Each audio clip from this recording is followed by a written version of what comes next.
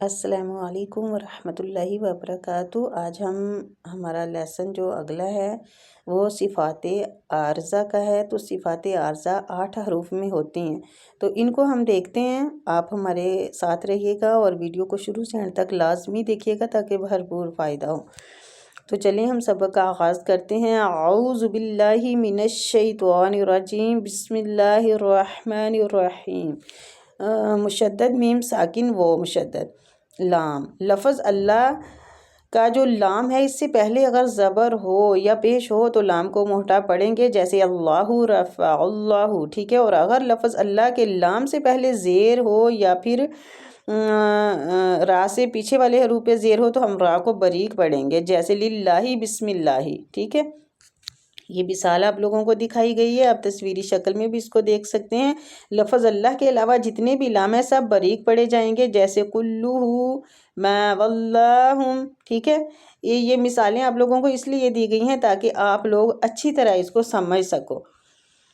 تو آگے آ گیا ہے را کا، ٹھیک ہے۔ را کے بارے میں ہم سمجھیں گے، را کب باریک اور کب پر پڑھی جاتی ہے۔ میں پچھلے لیسن میں بھی آپ لوگوں کو بتا چکی ہوں کہ را کا میں آگے بتاؤں گی کہ را کب باریک اور کب پر پڑھی جاتی ہے۔ تو اب میں آپ لوگوں کو بتانے لگی ہوں، تو آپ لوگوں نے ویڈیو کو پوری لازمی دیکھنا ہے اور پوری توجہ کے ساتھ دیکھنا ہے۔ را کے اوپر زبر یا پیش ہو تو را کو موٹا پڑھیں گے، جیسے ربک، ٹھیک ہے۔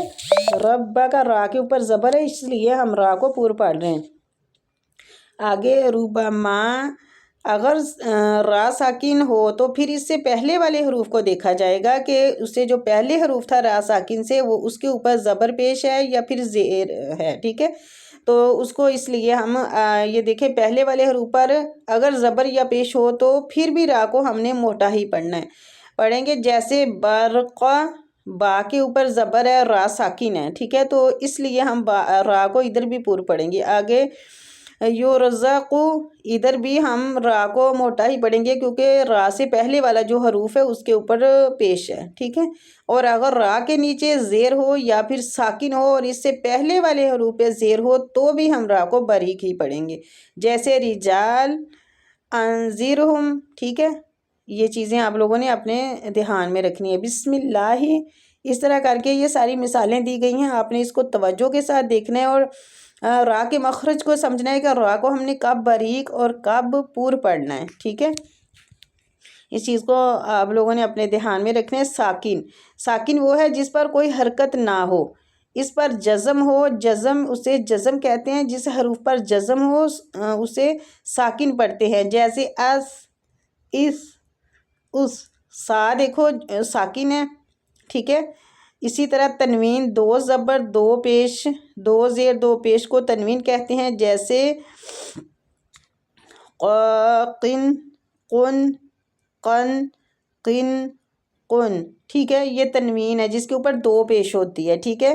شد یا تشدید، اسے شد اور تشدید کہتے ہیں، جس حرف پر شد ہو اسے ڈبل پڑھتے ہیں، جیسے اسن، اسن، اسن، ٹھیک ہے۔